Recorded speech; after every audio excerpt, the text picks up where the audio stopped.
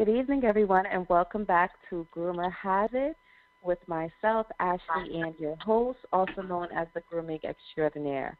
My guest this evening, Jasmine Jones, an exceptionally talented groomer with a vision to change the world. She is a celebrity stylist, and she has her own salon located in Chicago. Jasmine has encountered many obstacles during her journey and building her brand as a young entrepreneur in the grooming industry, but she's never let anything or anyone step in her way. Jasmine plans to inspire many groomers with dreams and goals just as big as her own. She is the true example of dedication. Hi, Jazz. Welcome to the show. I'm so happy to have you here. Hey, Ash. I'm super honored to be here. How are you? I'm great. Do we have a good connection? Can you hear me well? I can hear you perfect. Can you hear me? Yes. So, I wanted to have you on the show because I've known you for at least a nice 3 or 4 years. I know we met somewhere in maybe towards the end of my first year of Diamonds in the Rough, and I remember when I met you, you were just so passionate and dedicated about the grooming industry, and all you wanted to do was learn. You just wanted to absorb and learn. And when I met you, I felt like it reminded me a lot of the same passion that I had. So, I've watched your journey, and you've accomplished a lot. So I said, I have to have Jasmine on the show because her story is so inspirational. And I just want other people to hear, about what you've done, how you've accomplished, and how you just keep that fire burning and alive. So I'm excited. Very, very. I'm excited to answer these questions. Let's get into it. Awesome. So, Jasmine, how long have you been grooming? I've been grooming for a total of 7 years, but I've been in the industry. I'm starting as a bather for 9 total, but styling 7. Hopefully, Nice. I'll have about 10 more years in this. I see it happening. For sure. Yes. So you started off as a bather. At what point when you were a bather did you decide, hey, I want to become a groomer. This is the next step for me? I would say about 9 months to a year in. Going in, just wanting a part-time job, not knowing exactly what I was getting myself into, but then seeing the other stylists, how they would take a dog that's super curly, hasn't been groomed in 2 months, and turn them into a masterpiece. That only took 9 months to a year for me to figure out, this is what I want to do. I didn't want to push it too soon, but they also came to me and was like, Jazz, you've been bathing I was probably bathing 30 or 40 dogs every 2 days. I was the only bather there for 6 months. So yeah, I think 9 months. At the earliest, a year at the longest, it took me to realize this is something I wanted to do. I love it. That's very very inspiring. And I think most groomers, they typically start out as a bather, and there's this one point in the middle of being a bather where you say, this is what I love, and I'm ready to take it a step further and become a groomer. So let me ask you, why are you so passionate about pet grooming? Well, I've been working with pets a very, very long time, but to be able to add my own creativity and see something that's my own work walk out the door and be displayed in families' homes and on photos and everywhere else, like that allows me to keep this passion burning. I can do something different every single day. I love it. And I love the fact that, your family supports you, and they encourage you, and they cheer you on and keep telling you to move forward, and they support everything it is that you do, because I've actually seen your work, and I'm a fan of it. I told you, when you met me, I said, I think your work's pretty good, and I am personally a fan of your coloring techniques. I think when you color, you do such a phenomenal job, and it really just gives the dog a different kind of personality, and I think that's the part that we as groomers love, is the fact that we can actually allow a dog to feel better than, they did when they came walking through our doors. Of course. Now, look like $1 million. Exactly. So, speaking of $1 million, you are a celebrity stylist. who are a few celebrities that you've had the pleasure of servicing their pups? I've worked with music mogul Damon Dash in the past. He has 4 fur babies that are very hairy. They were excellent. I've also worked with a rapper by the name of Queen Key and 2 celebrity DJs in the Chicago area, Radio Mayha from 92.3 and Kendra Dree from 107.5. Hopefully I have a few more coming soon, though. I've been in contact with a few different celebrities as well, other than those 4. That's dope because, you know. Yeah. You have like a nice following of celebrities, and we're talking about the Damon Dash, like the Rockefeller back in the day, Damon Dash. Wow. That's how'd you get mixed up with that? He's pretty legendary. Yeah, he is pretty legendary. Actually, a great friend of mine, rapper GLC. His girlfriend has a dog that I service, by the way. Shout out to him. He actually got me that connection. He's really, really good friends with Damon Dash, having been signed by Good Music with Kanye West. So that's where that connection came from. So it was awesome to meet him and work with him and show him all the different tools and tricks he could use to get all that extra hair out, since he stays in sunny California. That's a lot of heat out there. They don't do as good of a job as I thought they would have, but it was great. It was great meeting him. We got out tons of hair because he has a yellow lab, and a few Frenchies, and the Shellers treatment was definitely worth it. So they were sweet to work with. Wow. I can believe it. That's what I was just going to say. I'm sure, you know, he really enjoyed having you and having you spread that knowledge to him, teaching him about, you know, maintenance of the coat, because it sounds like he didn't even know anything about that prior to you speaking to him about it. Yeah, he was surprised to see how much hair came out, because he actually gets his dogs groomed every 2 months. Wow. So it was amazing to see all of the undercoat that we were still able to get out, and they had just been serviced not even, I think, 4 weeks prior to me coming. So that was a spur-of-the-moment thing, totally. Well, you definitely made an impact during that spur of the moment. So I think that's a pretty essential part, and that's why I love the fact that these celebrities are really taking their time out to support you, because, you know, most celebrities, they are a brand. So typically when they're spreading your name, sometimes it has to be like an endorsed deal or something like that. And the fact that they're just saying, hey, check out Jazz the Pet Stylist. She does my dog, and she does a phenomenal job. And people are like, all right, let me try her out. That's the best kind of support to have on your team, especially as an entrepreneur. So I commend them for supporting you, and I congratulate you for having that kind of support, because I can only imagine how much further you're going. No problem. Thank you. No problem. So let me ask you guys, you're known for your coloring technique, and you've done all types of styles. You've done one color. I saw that there was a dog that I believe it was a celebrity. It was a woman, and you had the dog's fur matching her hair, right? Yeah, that was Queen Key. She had a red carpet moment or something for a big show. It might have been the BET Awards. It might have been something. It was a big show, and she wanted the dog to match her hair color, so we did like a blue-green. He was a puppy. He was like about 6 months, and we did his full coat, and he actually loved it. Like, I was a little worried with him being young, but of course 6 months is the accurate age that you can go ahead and color a pup. But he did great, and she looked good. He looked good. Everybody was happy. Yes, they did. I remember. That's why I said I remember that picture, because everybody looked good. And how long did it take you to do that process?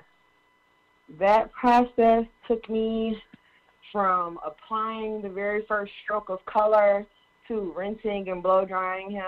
That took about 2 hours.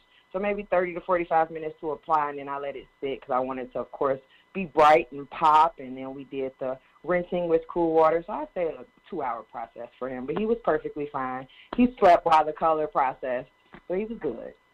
Oh, he's you see, and those are my favorite kind of puppies that just come in and they're like, do whatever you want. It feels good. Yeah. I'm just relax here. He was super comfortable. I make sure the puppies are good.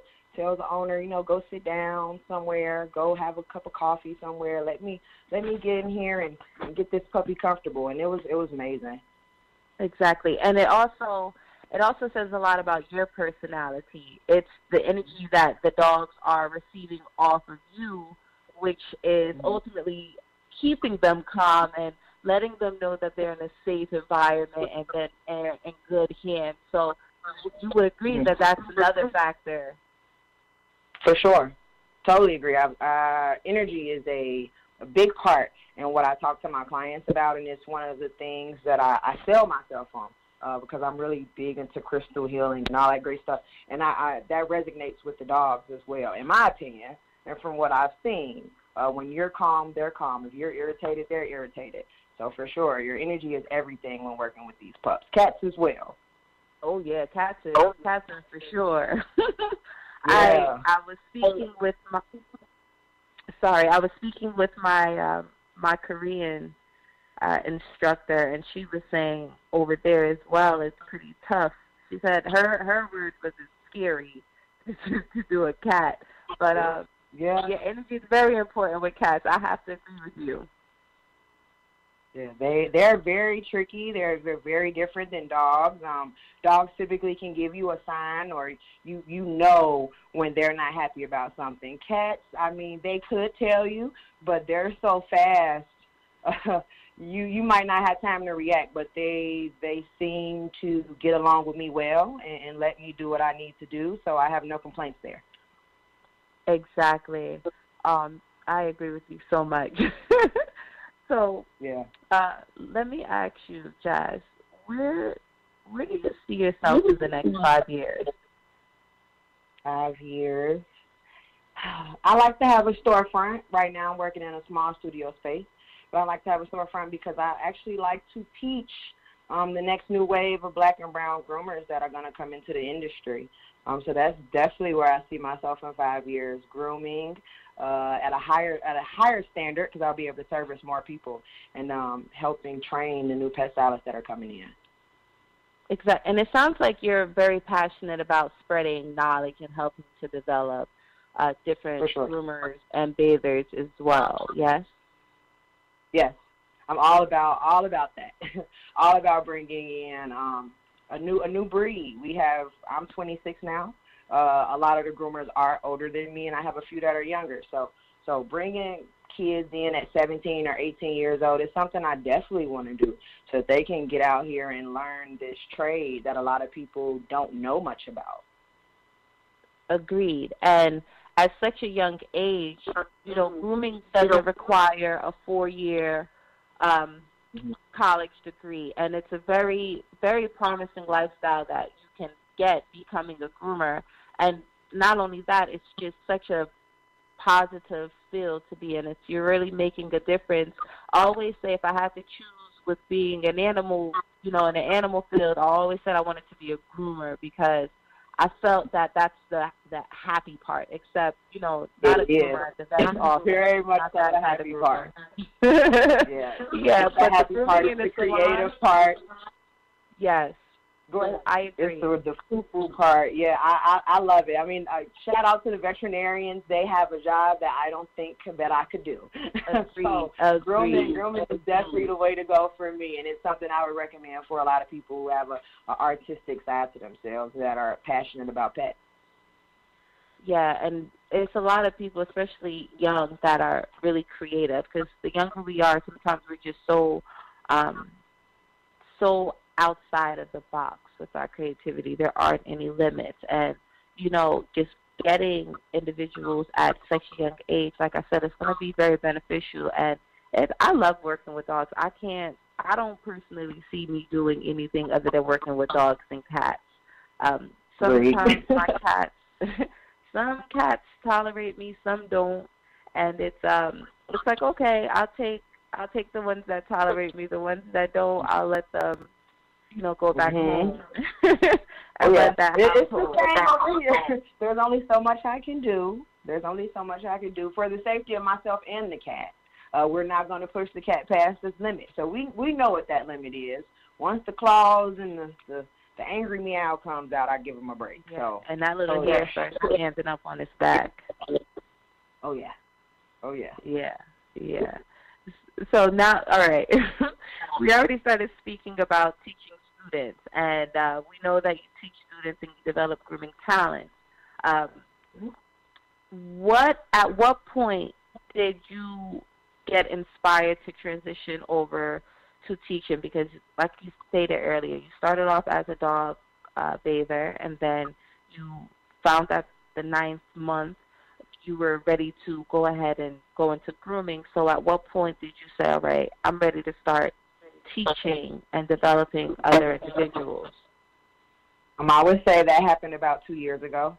I had 2 gentlemen that approached me to teach them because they wanted to open their own grooming salon. And that went really well. But it was also looking back or thinking back to when I was in grooming school. I went to Petco and PetSmart.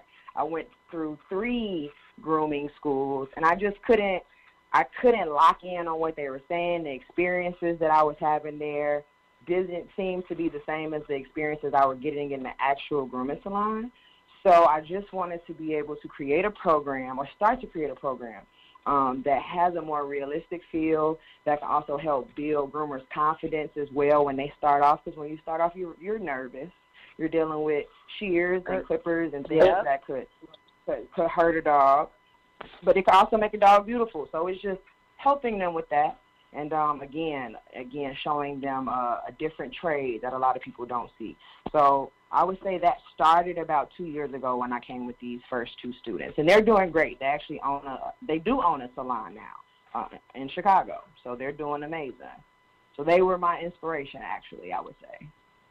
That's amazing. And to be 26 years old and to have developed 2 students that have never been involved in the grooming industry, but to teach them and develop them not only to become a groomer, but develop them enough to where they can open their own salon and manage it it's very impressive. That's very impressive. And at 26, like I said, typically we in the grooming industry, we've noticed that there are most people that are older than us, and that's typically who we go to learn from. And the fact that there are people that are younger, around your age, around my age, there are younger people or there are people of the same age that feel comfortable with getting into an industry that, like you said, they've never thought twice of. And, the fact that you were open to teaching, because that's another responsibility to take on developing a person. But for you to take on that responsibility and say, hey, you know what, I'm up for the job, I'm open to developing you and showing you the ropes about the grooming industry, that's commendable as well, because sometimes some people could be a little bit either afraid to teach or, they're not really focused on doing that. So for you to inspire and for you to impact another person's life, you definitely have to make sure you're patting yourself on the back for that. Thank you so much. Thank you so much. I'll do that right now. Double pat. So now that we're, all right, teaching the students, developing your staff, what are some pieces of advice that you would give to groomers that are interested in expanding their own brand? Few points. I have 5 that I've learned over the course of my night. Break each one down for us. First, always take notes and have contracts for your clients, just to save yourself and them, so we know what's going on. You always need a contract. Explaining matting services, dematting services, what could happen during the process. You definitely want to have that, just so everything runs smoothly. Second, know your worth. If you know that you've been grooming for 3 years and you want to charge $60 for a small Shih Tzu, go ahead and do that. Don't let anything deter you and say, oh, I'm going to charge $45 because the person up the street is doing that. No, you take that with what you've learned, how much passion you have, and you put that in a package, and people are going to pay it. No one's going to tell you that. People might tell you that's too much, but that just means that that's not for them. Third, practice. I'm 9 years in, and I still have to practice. There's no way that I can continue to do this every day if I wasn't learning new things and practicing on a day-to-day basis. Network with other groomers, like I did with you. Send a message. If you see someone on Instagram and you like their work, ask them a few questions. I've never ran into a groomer who's had a problem answering any question for me, whether it be the products they use, their scissoring techniques, what sources they might have looked at. Every groomer I've met so far has been super sweet, so I'm sure if there's anything that you want to know, networking is the way to go. And last but not least, watermark all of your work. If you're putting anything on social media or putting anything out there, get yourself a logo so that people know that that is your work. Those would be my 5 points that I would suggest for anyone that's looking to expand their brand. And I think those are excellent, essential points to give to anybody building their brand, and I'm going to run back over them with you.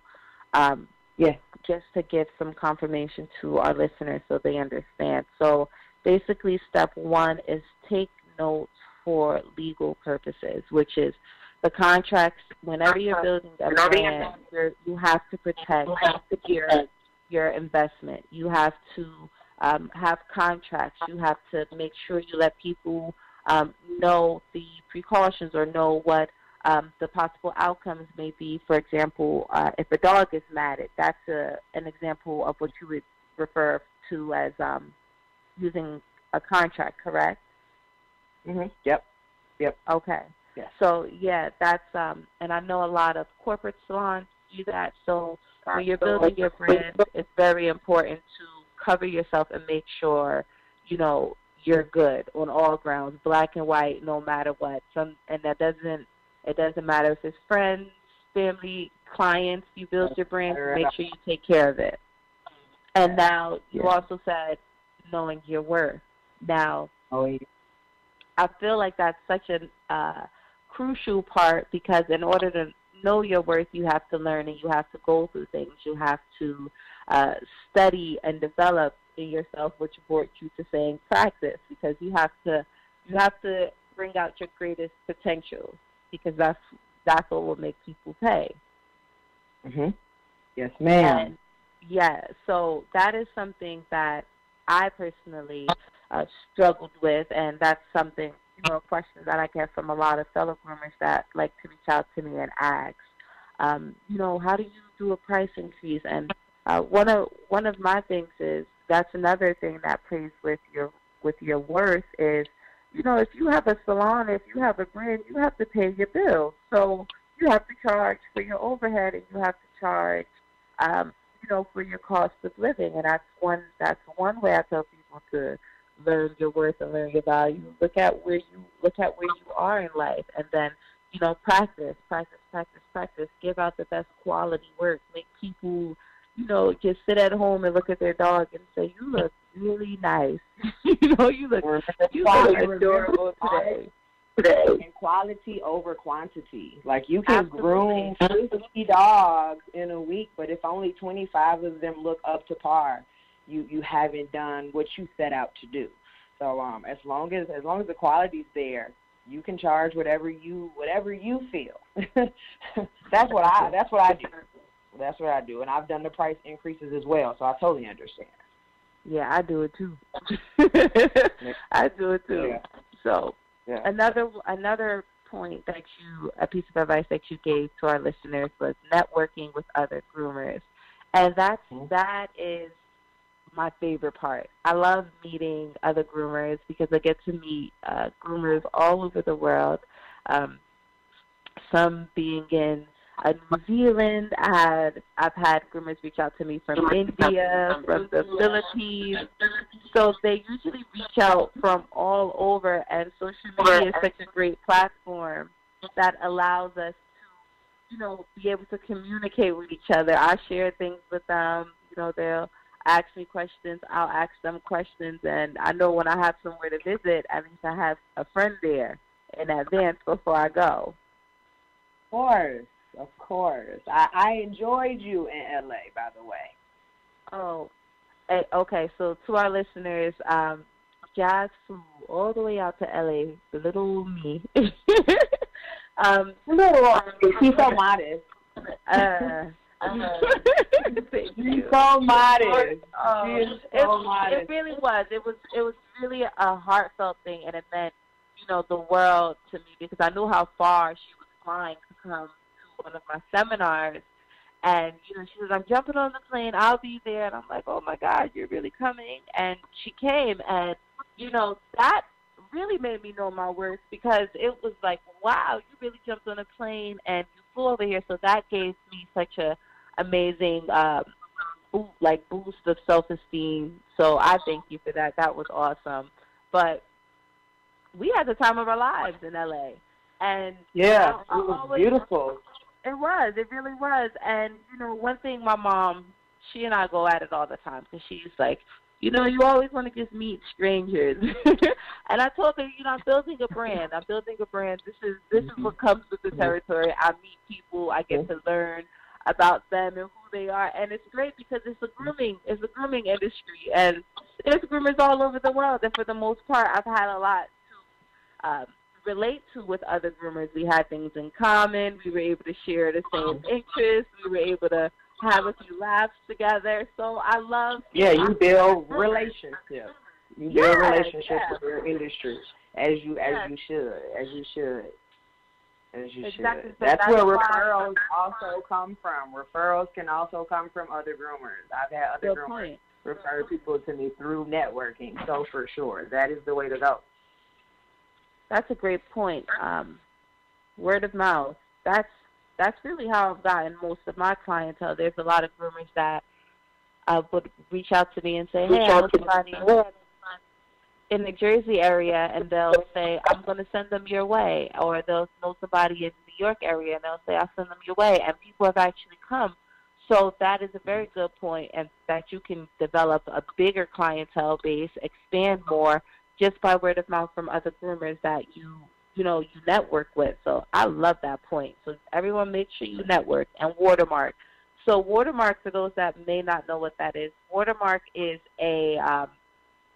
it's a small logo that sometimes is see-through. You can place it on your pictures. It can be your company's name. It could be a photo logo that you created for your brand, but you put those on your picture so people know that the image belongs to you. And the reason why you want the image to belong to you is because there are a lot of people that may come across the photo that may say, oh, this is an awesome photo, but if you're not branded on it, you don't get any credit for your work, and people don't know it belongs to you. So it's very important for you to watermark and trademark as well your brand when you're developing and you're building and you're ready to expand.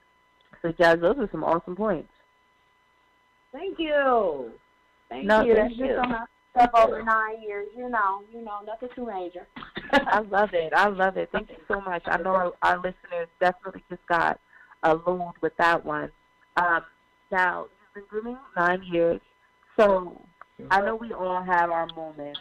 What is one of your most memorable moments in your career during grooming? Okay, that'd be tough. So I'm just gonna round it off to give us a happy story. I'm just gonna round it off to every client that comes in for the first time when they pick up their pet and they see how it looked when they dropped it off and they see how it looks when it's picked up, and they're always happy. That has to be a memorable moment every time. It's the gift that keeps on giving. So I can't just pick one thing, unfortunately. Oh, you have to have one. You have to have one. Whether it was what? Yeah, it got to be one. It has to be one. Give us one. Okay, one memorable grooming moment. Let's go with, we're going to go with me servicing Dame Dash's dog. That was a really big moment for me. Of course.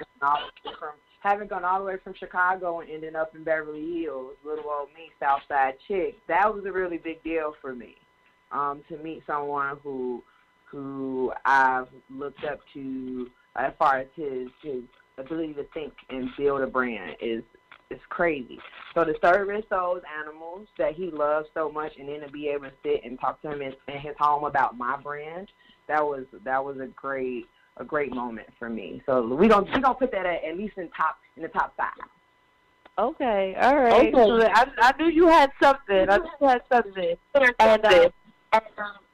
I kind of can relate to that feeling. When I had my first celebrity client, they invited me to their house, and it was this huge mansion. And I sat there, and I was like, this is a big house. This is a really big, this is the biggest mansion I've ever seen. And it was just so awesome to sit there and talk with them, and I talking about dogs and talking with them about my brand as well, and just lighting up. It was such an uplifting moment, and it was an unforgettable moment for me. So that's why I say I can relate to what you were going through when you were at Damon Dash. And Damon Dash has been around for a long time. He's a legend. Yeah, a really long time. And people think he might be a little bit of an a-hole. He's not. He's super nice. Like, he was really interested in everything I had to say. His wife was amazing. Like, the TV I don't think they served him any justice. Like, he was a really cool guy. So, for sure. I'm very happy you had a great experience. Because, again, that's another thing that you can just love so much about the dog grooming. Well, pet grooming. I'm not going to say dog, but the pet grooming industry is that you get to meet people. You get to see a different side of them, or you get to they let you in. They get intimate with you, so you can learn about them. They can learn about you, and it really broadens your horizon. That's how I feel, because the more people you come across, the more you're learning. The more knowledge, the more advice you're being given, and the more your name is being spread amongst other people. So it's a win-win for everybody. It's a positive thing, and like I said, I just love, meeting new people. I love to meet new people because I like to know what they eat. I love to know what kind of food they eat. Love the food. Love traveling around the world and meeting other groomers and eating with them. For sure. That's the best. I agree. When I had my interview last week with Suki, the international world dog groomer, I told her that, my favorite thing over there was the food. That I loved meeting her. I loved meeting everyone else, but my absolute favorite thing was the food. And they had the best barbecue. They also had the best fried chicken and the best pizza. I've never had fried chicken or pizza as good as the one in South Korea. So I love meeting new people all over the world. I think my favorite thing about all of this, aside making the dogs pretty and the cats gorgeous, aside from that part, traveling and meeting people is definitely the top of my list. Come to Chicago for cats. Oh, I'll come to Chicago. You need some Harold's with some mild sauce. You talking about chicken? We got to get you over. One of these days, I just have to make sure I don't go when it's cold. Come on now, you from Jersey? I don't like the cold still. We have you here in the I'm sure I'm not a cold girl. Here in Chicago. I'll come over. I'll come during the summertime when it's warmer. Okay, well, something up. Let us know. Let's get in on that. For sure. So, let me ask you, Jazz. We were talking about grooming cats. I know you said some experiences have been like a little crazy, but overall, what has your experiences been like with that, grooming cats? Overall, my experiences, they've been great. I typically ask people to come to me when their cats are young or they've been groomed before. I will be the first to say I don't, or not the first, but I'll say that I don't groom older cats that have never been groomed before. But younger cats or cats that have been groomed, I'm totally fine with that. But the experiences have been rewarding. I mean, typically they're sweet. The parents are always happy. So it hasn't been stressful on me, but I also work in a small space. So I'm not in a big box store where there's a lot going on either. So I think that makes a world of difference when you're working with cats, is having that one-on-one experience and not having possibly any dogs around. Because I do shut down my salon completely for a cat. There are no dogs around.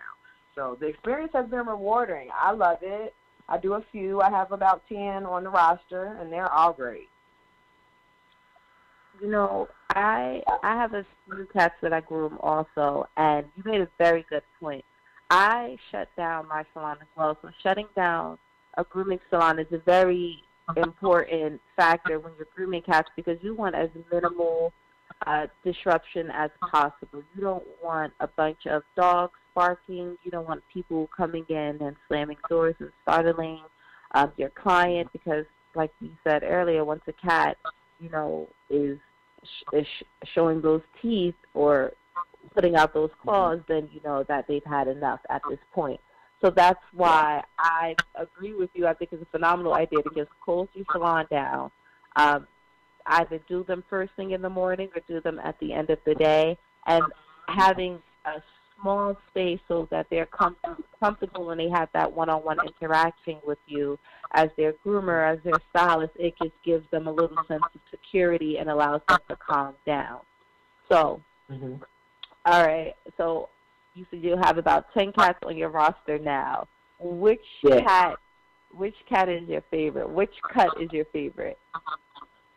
I do a lion cut on this little guy. His name is Coyote. He's super sweet. He's about 2 years old, and he's amazing. He's been coming to me since he was 6 months. He comes every 4 to 5 months. He gets a lion cut with a full mane. We're actually about to start doing some coloring soon, so I'm super excited about that. He's a white cat, so I'm super excited. He's a Persian, by the way, so he's gorgeous. He's gorgeous, and his mom takes great care of the coat in between grooms. But that's my boy. Coyote is my favorite. He sounds adorable, and I'm very excited to see the color job. So once you do that, make sure you send me an email or a text of that because I'm dying to see what that's going to look like. I'm sure it's going to be gorgeous. It is. You're going to be the first person I send it to, I promise. Oh, I'm excited. Thank you. I'm really excited. I have a cat that I do. Her name is Ashley, ironically. We have the same name. And we kind of have the same personality a little bit. She's a bit sassy. But I think she knows she looks good, so that's why she acts like that. She's a Himalayan, and she has these beautiful green eyes, very, very, like, bright green eyes. She's a beautiful cat, but she does not necessarily like to work with me. It's usually if I say stand up, she sits down. If I need her to sit down, she stands up. You know, if I need her on her side, she's on her belly. So she definitely she has a personality to her. So I feel like when we as groomers get those cats that are sweet enough to where we can enjoy their personality while we're grooming them still, it's like that's definitely a win for us, and it's a gift because we know how cats can not be a fan of the process. So when we get a cat that's comfortable enough with it and trusts us enough, I love it. It makes me feel very good. Me as well, because cats must love you in order for you to let them do all of that. They have to trust you. So it definitely gives me a warm feeling as well. So I can totally agree with that. So, Jazz, what is one accomplishment besides being able to groom a cat? What is one accomplishment that you are most proud of? One accomplishment, I would say my consistency. Honestly, if we're going to count that as an accomplishment, I think it is. I've almost quit. I've almost quit a few times. I've had a few things, you know, I've been fired from places. I've done bad grooms in 9 years, further towards the beginning of my career. But just my consistency and the growth that I think I've shown from my first groom until now would be what I'm most proud of. That's consistency is one of my favorite words because once you learn consistency, you will become very successful in many aspects of your life. And it's not always necessarily just the working field. It can be your personal self, as in things that you need to just become more consistent with, whether it's with your family, whether it's with your friends or your networking. Consistency will help you just become better at whatever it is that you are doing, which ultimately, like I said, allows you to become successful. Consistency, I never looked at it as an accomplishment, so it's pretty interesting hearing it from that aspect, because that is something that you should be you should feel accomplished by, because consistency is really sometimes hard to keep, or when you're breaking into the routine, it's sometimes hard to do for some people. And for example, I'm trying to get consistent with working out. That's the hardest thing for me to do. I don't like to wake up earlier than necessary, and the first thing that I don't want to do is have my muscles screaming. But it's for my health. It's so I can take care of my dog, so I can go to work, so I can do what I need to do. So I need to have that consistency. And now that I've gotten past the initiation point where you're trying to break into the routine, I feel very accomplished that I finally have gotten past that point. So that consistency is something that we can feel accomplished by. That's a pretty nice one. Now, at what point do you feel like you needed to start gaining more consistency? Because I know you said that you had dogs that weren't the best, and that's with any of us. When you start out, when you're learning, you have to get better, which means you have to not do something right, or you have to fail, or whatever the case. However you want to put that, you have to learn from your previous steps to get better. So at what point did you say, all right, it's time for me to learn my consistency? For me, it would have been after I left Petco and decided to branch out on my own completely. That's when consistency became important, because now it's my brand. When you're working for a Petco or a PetSmart, of course your clients know you, but you're one of many groomers that they hire. Now when you come and get serviced by Jasmine, you're getting serviced by Jazz the Pet Stylist. So I needed my brand when it came to me separating myself to be consistent. I would never want anyone to say, oh, well, she did great on my dog this time, but the last 2 times it wasn't that good. No, we don't want that. We don't want that. So leaving them, saying, okay, I'm gonna be serious about having my own service for clients that I would like to service, because of course, you're servicing everyone. That's when I think it became most important, when it was time for me to break away. That's what I would say. Yeah. And that consistency is something that you can grow, that you can throw into with my previous question with what are some pieces of advice that you would give to somebody that wants to create their own brand. You need to have consistency. You can't have a business and you can't have a brand and you can't send out all of these dogs and cats looking beautiful if you don't have consistency with it. You have to come to work on time. You have to make sure that you're being consistent with practicing your craft and your skill, because that's your brand. At this point, like you said, it's not a corporate company. It's you that people are looking at. You are the face of your brand, and that you are staying consistent with everything that it is that you're doing with your brand. So I agree with you. I think that is a phenomenal point. So if we're talking about consistency with the level that you're going, where do you see yourself in 5 years? 5 years, like I said, I want to be teaching. I would hope to have a much bigger clientele in 5 years. I have a clientele of about 150 right now. So in 5 years, maybe we could triple that. That'd be nice. Speaking own into 2 salons existence. instead of 1. Yeah, that would be nice. That's why I see myself in 5 years. Having more clients, being able to service more people, teaching, and having a good time while doing it. Also, I think a lot of people think that having a business is all stress. Of course, it is stress, but the fun is a big part of it too for me. So also continuing to have fun is where I want to see myself in 5 years. That's great.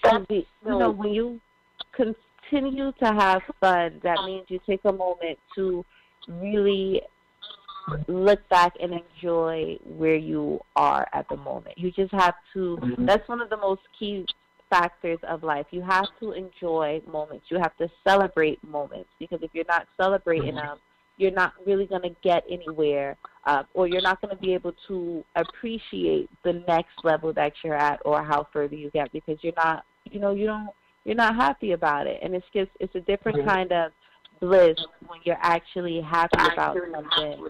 And it is a great feeling. You saying that just put a smile on my face, because when you say you have to be happy, I just thought of, my, let me think, Las Vegas, when I was in Vegas for a grooming expo. That was such an amazing experience. They had like this huge rock concert, and although it was work and, we were there to learn, it was a happy moment. You and I in LA, that was a happy moment. Us learning each other, actually meeting each other in person. It was memorable moments that I truly enjoyed and I was truly happy about. So I have a fun. And you're by far one of the best grooming instructors I've had. Oh, wow. So thank I want you to know that. Going to your seminar was very enlightening. I've practiced my Asian fusion faces. I feel like I've gotten much better. And your coloring has also inspired me as well. That's something that I didn't even mention. You're on my top list of stylists that do beautiful work. I love your work. So I wanted to throw that out there as well. Thank you so much. You see, look, and this is another happy moment. I'm happy about this. Because, when I hear things like that, anytime I hear that I'm inspiring somebody, it makes me feel good, because it allows me to want to push even harder. It makes me want to go even further. And it just really makes everything count. It makes all of this count. It makes me want to push. It makes me want to go even harder. And that's one thing that you said to me. I remember maybe a year ago, not too far along, but you did say to me, make sure you continue raising the bars high. And as you know, being an entrepreneur is not an easy field. It's not an easy journey. It isn't an easy path. It's very, it's challenging, but it makes it all worth it. So, when you said raise the bars, I said to myself, I feel like I'm doing enough. And, but hearing you say that allowed me to say, okay, actually, you can do more. Let's dig deep inside to see what else it is that what you've got. And I've, come up with even more things, and I've made even more accomplishments. So that's why, you guys saying things such as me inspiring or anything like that, it really warms my heart. So I really want to thank you for that. That makes me emotional. No problem. No thanks needed when it's the truth. Come on, girl. Oh, thank you. So, all right. I have a curveball for you. Now, if you could be any kind of dog or a cat, what would it be and why?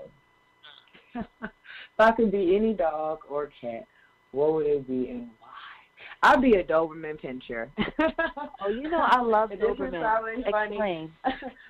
I'd be a Doberman Pinscher because growing up, I was in love with Snoop Dogg, and I would watch all of his videos, and I was like, yeah, if I could turn into any dog, that would be it right there. They're so cool looking.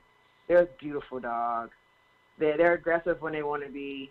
They know how to hold down a household, but they're beautiful, and I feel like they're just as statuesque as the poodle with no hair.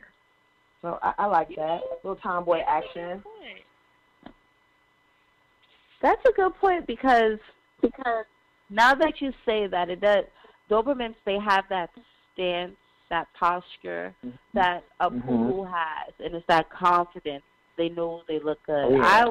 I always said I wanted to be a poodle. I'm prissy. I'm classy. I'm bougie. I like curly hair. I love my hair pulled up in a top knot. I would want to be a really gorgeous standard poodle, or I could be a toy poodle. Put me in your pocketbook somewhere. I just want a really spoiled life. Yeah, I see myself a big, rough and tough Doberman Pinscher with a nice gold collar on. That's what I see. That's what I've always saw. You see, and you could go for it. You can go for it because you'll be like a really like gorgeous female Doberman Pinscher. So I can see it. I can see all of it. I love it. Thank you. No problem. That might be a tattoo idea or something. Who knows? Ooh, look at how else I'm inspiring. That's too funny. So let me ask you guys, now that we're speaking, we've spoken about, what are some pieces of advice that you have for people that want to start their own brand. We've spoken about how long you've been grooming. We've covered so much, but what is one important characteristic or trait you feel a person should have to be a dog groomer? Patience. Ooh, a lot of patience. I love it. A lot of patience. But it'll be well worth it. It'll be well worth it for you, for the dog, and for the client. Your patience is very important. Very, very important.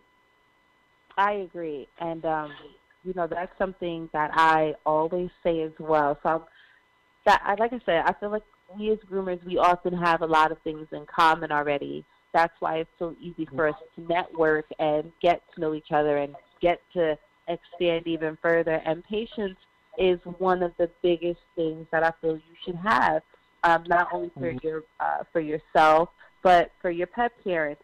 You have pet parents that sometimes are they're just concerned about their pets, so they want to know what's going on, or they can be unknowledgeable about some things they may not know. So you need to have patience to teach and develop your pet parent, allow them to become a better provider for their pups or cats at home in between the grooming process, which makes things even better for you, which ultimately brings me down to your patience for your clients, the cats or the dogs that you have on your table. You have to have patience for them. Not only do you have to have patience for them overall because they may not be comfortable with the process, but if you have patience for over everything that I just said, when the pet parent meets you halfway, the pets are happy, you are happy, everybody's happy, and I always like to share and tell people that, and that's why patience is so important. So patience is a key term. Consistency is another key term. These are all important things that it seems you need to have in order to be successful, period, in life, not just with a brand, but, with whatever career it is that you're doing, with you as you as a person. This is how you want to make sure you are being consistent and you are being patient with things, because as we know, everything isn't going to always go our way, right? So I think that's a great one. That's a great one. So, Jazz, give our listeners, how can they get in contact with you? I am on all social media platforms, but typically I'm mostly do most of my talking to my clients and new clients through Instagram and Facebook at Jazz the Pet Stylist, or they can contact me via email at jazzthepetstylist@gmail.com. Perfect. So you have Instagram, you said, and you have Facebook as well? I have, yes, my Facebook business page, Jazz the Pet Stylist. Yes, ma'am. Okay, perfect. So we have ways to get in contact with you. Now, will our listeners be expecting to see you at any grooming expos this year? Do you plan on traveling to any? For sure. I'm going to go out to Pasadena. I'll for sure be at the All-American Grooming Expo that they have here in Illinois. And I'm going to look up a few. I missed the one in Atlanta, but I had a lot of clients to do this weekend, so I couldn't leave. But whatever comes up, I'm going to make sure that I'm there. And whatever you have planned, Ashley, please let me know so I can make sure I'm there as well. Well, I'm glad you said that. That's how you know me well. I was already going to mention to you the Las Vegas Expo. Hopefully with all of the health concerns that's going on right now, God praying that this all gets taken care of. And I hope all of our listeners today are good and healthy, and just make sure you are all taking the necessary precautions.